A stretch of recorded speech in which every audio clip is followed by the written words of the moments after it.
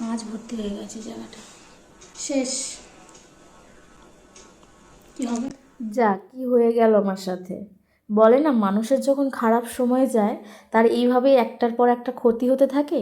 তো সেটাই হচ্ছিল আমার সাথে। চলো আজকে ক্লায়েন্টের রিকোয়ারমেন্টটা জেনে হাই নিই। পিঙ্কি দি, বলো দিদি। কেমন কি লুক চাইছো বলো? আমি চাইছি একটু মানে মিউটের উপরে, মানে একটু বেশ একটু গ্লোয়িং হবে মুখটা, আর মানে একটু হালকা, মানে তোমার যা ইচ্ছা তুমি সেটা করে দিও। আর হেয়ার কেমন চাইছো?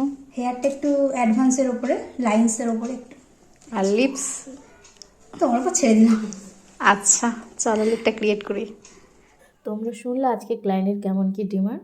চলো সেই অনুযায়ী মেকআপটা এবার শুরু করা যাক। তো সত্যি বলতে আমার ভয়েস ওভার দেওয়ার মন মানসিকতা একদমই নেই, কারণ এই কদিন ভোর এমন একটা সিচুয়েশান আমি ভুগছি যে কি বলবো, আমার মুখে আর কোনো কথাই নেই। আর মানে কি বলবো। তো যাই হোক, যে কম বেশি যারা মেকআপ আর্টিস্টরা রয়েছে তারা এটা খুব ভালো করেই বুঝবে যে সিচুয়েশান যেমনই থাকুক না কেন, ভালো মন্দ বা শরীর ভালো থাকুক খারাপ থাকুক, ও যেমনই থাকুক না কেন, আমাদের কিন্তু কাজ আমাদের করতে হয় হাসি মুখে। তার মধ্যে হয়ে গেল দুর্ঘটনা। যখন কোনো দামি প্রোডাক্ট এইভাবে নিচে পড়ে, মানে হাত থেকে নিচে পড়ে নষ্ট হয়ে যায়, তখন কেমন লাগে বলো।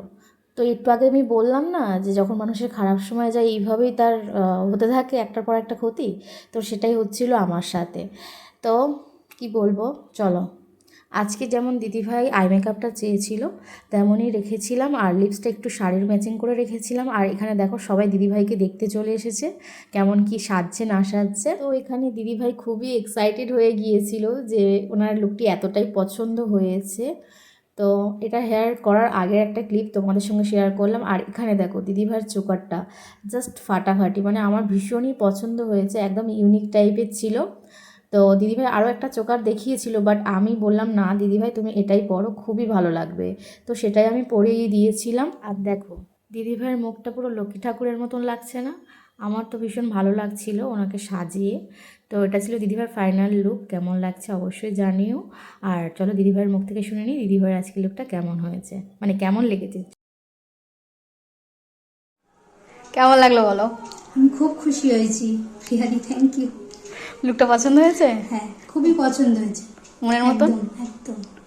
আচ্ছা, যেমন চেয়েছো পেয়েছো তো? হ্যাঁ একদম, খুব খুশি হয়েছি। খুশি হয়েছো? আচ্ছা, ওকে, টাটা। হ্যাঁ।